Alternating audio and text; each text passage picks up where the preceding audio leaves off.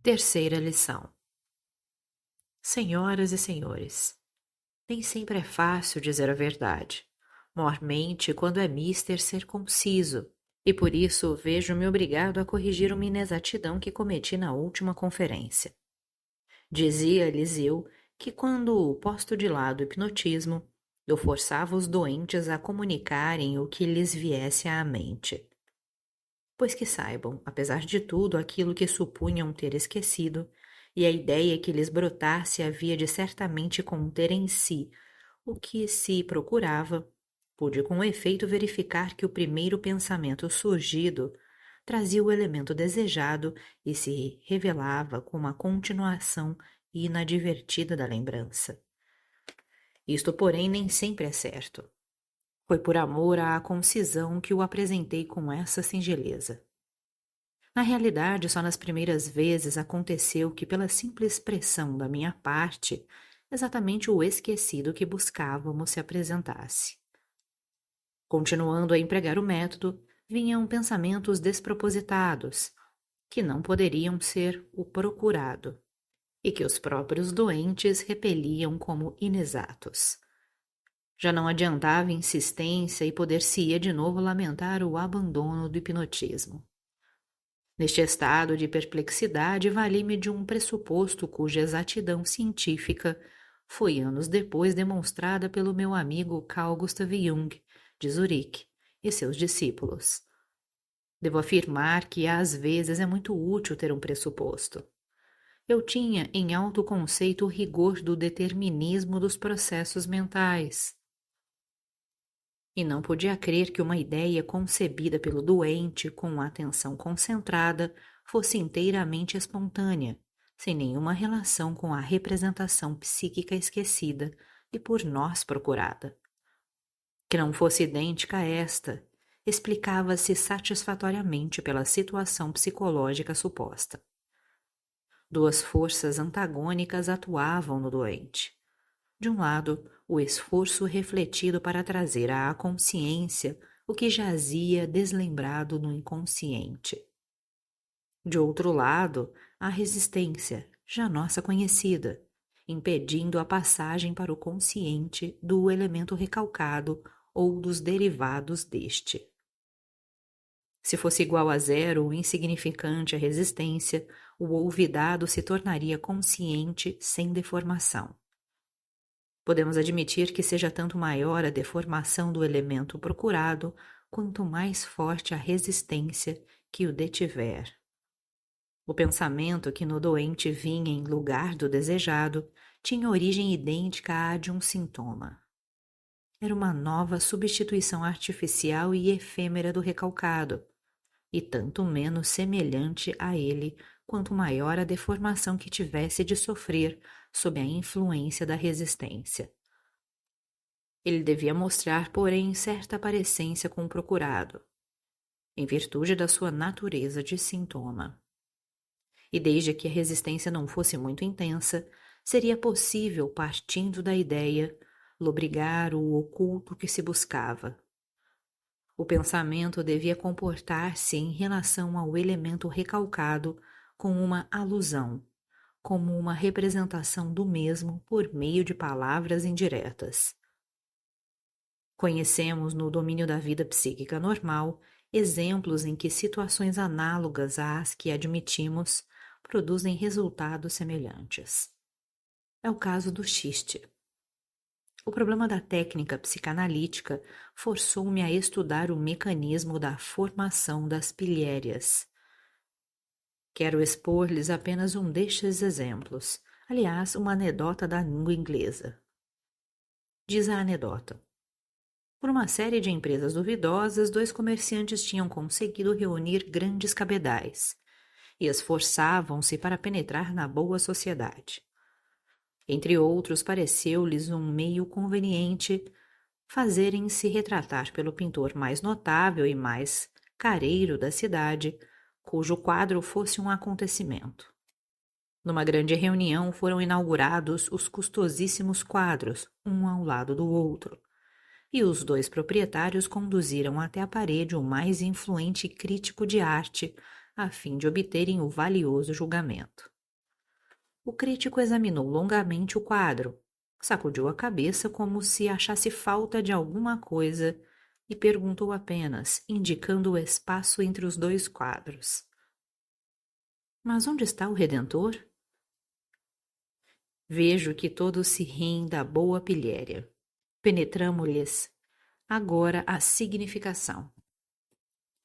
Os presentes compreendem que o crítico queria dizer: vocês dois patifes como aqueles que ladearam o Cristo crucificado. Mas não o disse. Em lugar disso, exprimiu coisa que à primeira vista parece extraordinariamente abstrusa e fora de propósito, mas que logo depois reconhecemos como uma alusão à injúria que lhe estava no íntimo e que vale perfeitamente como substituto dela. Não podemos esperar que numa anedota sejam encontradas todas as circunstâncias que pressupomos na gênese das ideias associadas dos nossos doentes. Queremos, todavia, realçar a identidade de motivação para a anedota e para a ideia. Por que é que o nosso crítico não lhes falou claramente? Porque nele outras razões contrárias também atuavam ao lado do ímpeto de dizê-lo francamente, face a face. Não deixa de ser perigoso desfeitar pessoas de que somos hóspedes e que dispõem de criadagem numerosa, de pulsos vigorosos. A sorte poderia ser a mesma que na conferência anterior serviu de exemplo para o recalque. Por tal razão, o crítico atirou indiretamente a ofensa que estava ruminando, transfigurando-a numa alusão com desabafo. É, a nosso ver, devido à mesma constelação que o paciente produz uma ideia de substituição, mais ou menos distorcida, em lugar do elemento esquecido que procuramos. Senhoras e senhores, aceitando a proposta da escola de Zurique, Bleuler, Jung e outros, convém dar o nome de complexo a um grupo de elementos ideacionais interdependentes, investidos de energia afetiva. Vemos assim que, partindo da última recordação que o doente ainda possui, em busca de um complexo recalcado, temos toda a probabilidade de desvendá-lo, desde que o doente nos proporcione um número suficiente de associações livres. Mandamos o doente dizer o que quiser, cônscios de que nada lhe ocorrerá à mente senão aquilo que indiretamente dependa do complexo procurado. Talvez lhes pareça muito fastidioso este processo de descobrir os elementos recalcados, mas, asseguro-lhes, é o único praticável. No emprego desta técnica, o que ainda nos perturba é que com frequência o doente se detém, afirmando não saber dizer mais nada, que nada mais lhe vem à ideia. Se assim fosse, se o doente tivesse razão, o método ter-se-ia revelado impraticável. Como observação atenta mostra, contudo, que as ideias livres nunca deixam de aparecer. É que o doente, influenciado pela resistência, disfarçada em juízos críticos sobre o valor da ideia, retém-na ou de novo a afasta. Para evitá-la, põe-se previamente o doente a par do que pode ocorrer, pedindo-lhe renuncie a qualquer crítica. Sem nenhuma seleção deverá expor tudo o que lhe vier ao pensamento, mesmo que lhe pareça errôneo, despropositado ou absurdo, e especialmente se lhe for desagradável a vinda dessas ideias à mente. Pela observância dessa regra, garantimos-nos o material que nos conduz ao roteiro do complexo recalcado. Esse material associativo, que o doente rejeita como insignificante, quando em vez de estar sob a influência do médico, está sob da resistência. Representa para o psicanalista o minério de onde, com simples artifício de interpretação, há de extrair o metal precioso. Se diante de um doente quiserem os presentes ter um conhecimento rápido e provisório dos complexos recalcados, sem lhes penetrar na ordem e nas relações, podem dispor da experiência da associação, cuja técnica foi aperfeiçoada por Jung, 1906. e seus discípulos. Para o psicanalista, este método é tão precioso quanto para o químico a análise qualitativa. Prescindível na terapêutica dos neuróticos, é indispensável para a demonstração objetiva dos complexos e para o estudo das psicoses, com tanto êxito empreendido pela Escola de Zurique. Não é o estudo das divagações.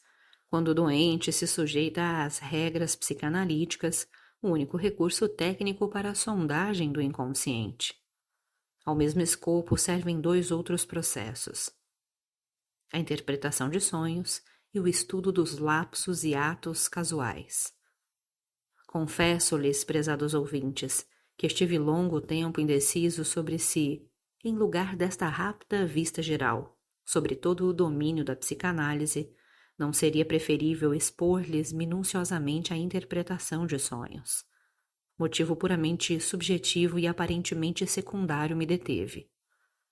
Pareceu-me quase escandaloso apresentar-me neste país de orientação prática como onirócrita, antes de mostrar-lhes qual a importância que pode aspirar esta velha e ridicularizada arte. A interpretação de sonhos é, na realidade, a estrada real para o conhecimento do inconsciente, a base mais segura da psicanálise. É campo onde cada trabalhador pode por si mesmo chegar a adquirir convicção própria, como atingir maiores aperfeiçoamentos. Quando me perguntam como pode uma pessoa fazer-se psicanalista, respondo que é pelo estudo dos próprios sonhos. Os adversários da psicanálise, com muita habilidade, têm até agora evitado estudar de perto a interpretação de sonhos, ou têm oposto ao de longe objeções superficialíssimas. Se não repugna aos presentes, ao contrário, aceitar as soluções dos problemas da vida onírica, já não apresentam aos ouvintes dificuldade alguma as novidades trazidas pela psicanálise. Não se esqueçam de que se nossas elaborações oníricas noturnas mostram de um lado a maior semelhança externa e o mais íntimo parentesco com as criações da alienação psíquica, são de outro lado compatíveis com a mais perfeita saúde na vida desperta. Não é nenhum paradoxo afirmar que quem fica admirado ante essas alucinações, delírios ou mudanças de caráter que podemos chamar normais, sem procurar explicá-los, não tem a menor probabilidade de compreender, senão como qualquer leigo, as formações anormais dos estados psíquicos patológicos. E entre esses leigos os ouvintes podem contar atualmente, sem receio, quase todos os psiquiatras. Acompanhem-me agora numa rápida excursão pelo campo dos problemas do sonho. Quando acordados, costumamos tratar os sonhos com o mesmo desdém com que os doentes rejeitam as ideias soltas despertadas pelo psicanalista. Desprezamo-los, olvidando-os em geral, rápida e completamente. O nosso descaso funda-se no caráter exótico apresentado mesmo pelos sonhos, que possuem clareza e nexo, e sobre a evidente absurdez e insensatez dos demais. Nossa repulsa explica-se pelas tendências imorais e menos púdicas que se patenteiam em muitos deles. É de todos sabido que a antiguidade não compartilhou tal desapreço para com os sonhos. As camadas baixas do nosso povo, mesmo hoje, não estão totalmente desnorteadas na apreciação do valor dos sonhos, dos quais esperam, como os antigos, a revelação do futuro. Confesso-lhes que não tenho necessidade de nenhuma hipótese mística para preencher as falhas de nossos conhecimentos atuais, e por isso nunca pude descobrir nada que confirmasse a natureza profética dos sonhos. Coisa muito diferente disso, embora assaz maravilhosa, se pode dizer a respeito deles. Em primeiro lugar, nem todos os sonhos são estranhos, incompreensíveis e confusos para a pessoa que sonhou. Examinando os sonhos de criancinhas desde 1 ano e meio de idade, verificarão que eles são extremamente simples e de fácil explicação. A criancinha sonha sempre com a realização de desejos que o dia anterior lhe trouxe e que ela não satisfez. Não há necessidade de arte divinatória para encontrar solução tão simples. Basta saber o que se passou com a criança na véspera, dia do sonho. Estaria certamente resolvido de modo satisfatório o enigma do sonho, se o do adulto não fosse nada mais que o da criancinha. Realização de desejos trazidos pelo dia do sonho. E o é de fato. As dificuldades que esta solução apresenta removem-se uma a uma, mediante a análise minuciosa dos sonhos. A primeira objeção e a mais importante é a de que os sonhos dos adultos, via de regra, têm um conteúdo ininteligível, sem nenhuma semelhança com a satisfação de desejos. Resposta: estes sonhos estão distorcidos. O processo psíquico correspondente teria originariamente uma expressão verbal muito diversa. O conteúdo manifesto do sonho, recordado vagamente de manhã e que, não obstante a espontaneidade aparente, se exprime em palavras com esforço, deve ser diferenciado dos pensamentos latentes do sonho que se tende a admitir como existentes no inconsciente. Esta deformação possui mecanismo idêntico ao que já conhecemos desde quando examinamos a gênese dos sintomas histéricos. E é uma prova da participação da mesma interação de forças mentais, tanto na formação dos sonhos como na dos sintomas. O conteúdo manifesto do sonho é o substituto deformado para os pensamentos inconscientes do sonho. Esta deformação é obra das forças defensivas do ego, isto é, das resistências que na vigília impedem, de modo geral, a passagem para a consciência, dos desejos recalcados no inconsciente. Enfraquecidas durante o sono, estas resistências ainda são suficientemente fortes para só os tolerar disfarçados. Quem sonha, portanto, reconhece tão mal o sentido de seus sonhos como histérico as correlações e a significação de seus sintomas. De que há pensamentos latentes do sonho e que entre eles e o conteúdo manifesto existe de fato nexo aludido, os presentes se convencerão pela análise de sonhos, cuja técnica se confunde com a da psicanálise. Pondo de lado a aparente conexão dos elementos do sonho manifesto, procurarão os senhores evocar ideias por livre associação, partindo de cada um desses elementos e observando as regras da prática psicanalítica. De posse deste material, chegarão aos pensamentos latentes do sonho com a mesma perfeição com que conseguiram surpreender no doente o complexo oculto, por meio das ideias sugeridas pelas associações livres a partir dos sintomas e lembranças. Pelos pensamentos latentes do sonho, descobertos desse modo, pode-se ver sem mais nada como é justo equiparar o sonho dos adultos aos das crianças. O que agora, como verdadeiro sentido do sonho, substitui o seu conteúdo manifesto, e isto é sempre claramente compreensível. Liga-se às impressões da véspera e se patenteia como a realização de um desejo não satisfeito.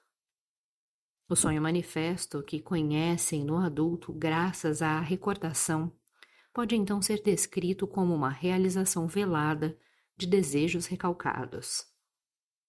Podem agora os ouvintes, por uma espécie de trabalho sintético, examinar o processo mediante o qual os pensamentos inconscientes do sonho se disfarçam no conteúdo manifesto.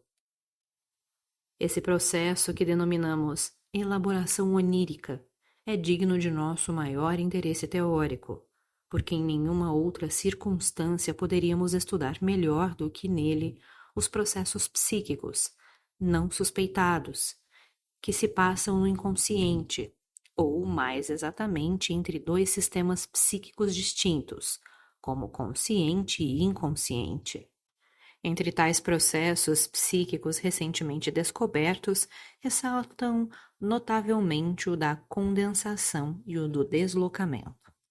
A elaboração onírica é um caso especial da influência recíproca de agrupamentos mentais diversos, isto é, o resultado da divisão psíquica, e parece essencialmente idêntico ao trabalho de deformação que transforma em sintomas os complexos cujo recalque fracassou.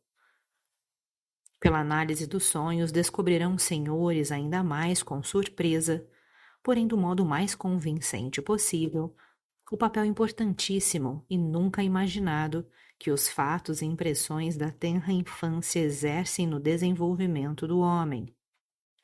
Na vida onírica, a criança prolonga, por assim dizer, sua existência no homem, conservando todas as peculiaridades e aspirações, mesmo as que se tornam mais tarde inúteis. Com força irresistível, apresentar-se-lhes-ão os processos de desenvolvimento, repressões, sublimações e formações reativas, de onde saiu, da criança com tão diferentes disposições, o chamado homem normal.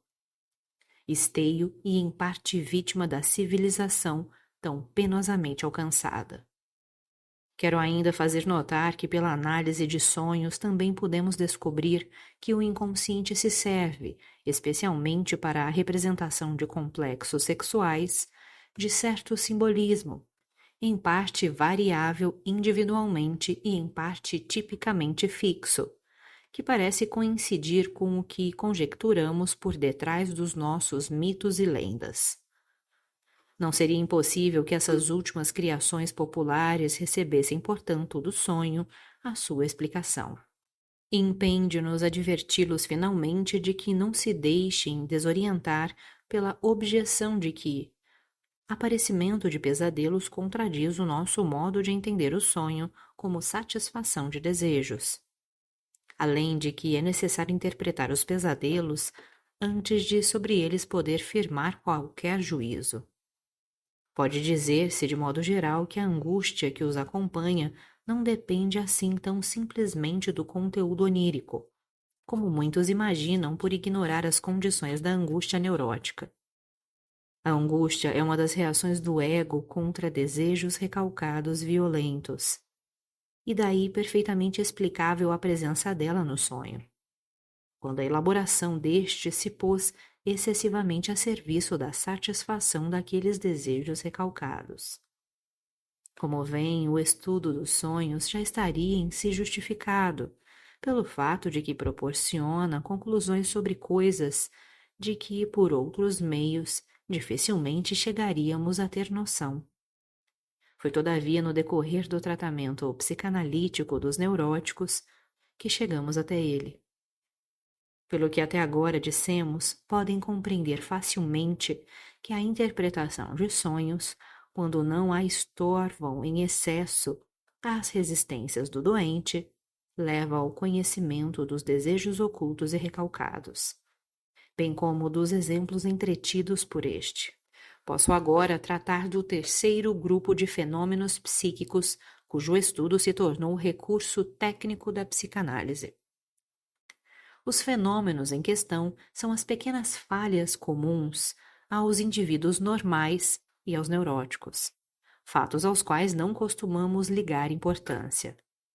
O esquecimento de coisas que deviam saber e que às vezes sabem realmente. Por exemplo, a fuga temporária dos nomes próprios. Os lapsos de linguagem, tão frequentes até mesmo conosco, na escrita ou na leitura em voz alta. Atrapalhações no executar qualquer coisa, perda ou quebra de objetos, etc.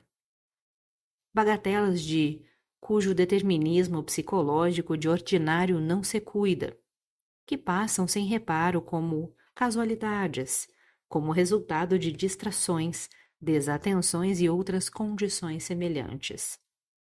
Juntam-se ainda os atos e gestos que as pessoas executam sem perceber, e, sobretudo, sem lhes atribuir importância psíquica, como sejam trautear melodias, brincar com objetos, com partes da roupa ou do próprio corpo, etc.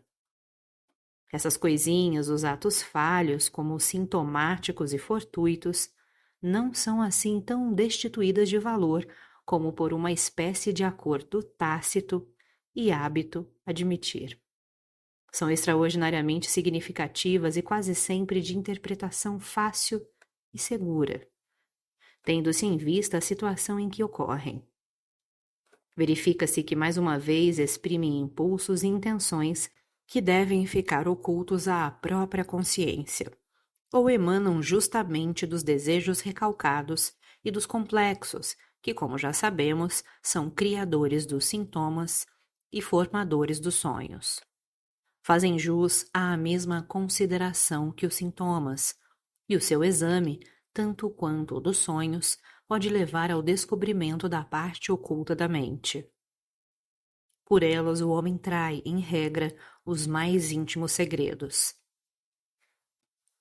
Se produzem com grande facilidade e frequência, até em indivíduos normais, cujos desejos inconscientes estão recalcados de modo eficaz, isso se explica pela futilidade e inverossimilhança das mesmas.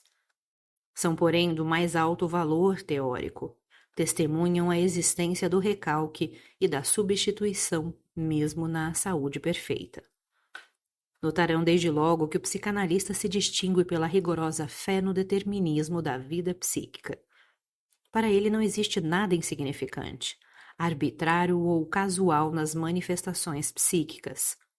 Antevê um motivo suficiente em toda parte, onde habitualmente ninguém pensa nisso. Está até disposto a aceitar causas múltiplas para o mesmo efeito, enquanto nossa necessidade causal, que supomos inata, se satisfaz plenamente com uma única causa psíquica. Se os ouvintes reunirem os meios que estão ao nosso alcance para descobrimento do que na vida psíquica jaz escondido, deslembrado e recalcado, o estudo das ideias livremente associadas pelos pacientes, seus sonhos, falhas e ações sintomáticas. Se ainda juntarem a tudo isso o exame de outros fenômenos surgidos no decurso do tratamento psicanalítico, e a respeito dos quais farei algumas observações quando tratar da transferência, chegarão comigo à conclusão de que a nossa técnica já é suficientemente capaz de realizar aquilo que se propôs. Conduzirá à consciência o material psíquico patogênico, dando fim desse modo aos padecimentos ocasionados pela produção dos sintomas de substituição. O fato de enriquecermos e aprofundarmos durante o tratamento os nossos conhecimentos sobre a vida psíquica, dos sãos e dos doentes, deve ser considerado apenas como estímulo especial a este trabalho e uma de suas vantagens. Não sei se ficaram com a impressão de que a técnica através de cujo arsenal os conduzi apresenta dificuldades especiais. Para mim, ela amolda-se perfeitamente aos seus fins.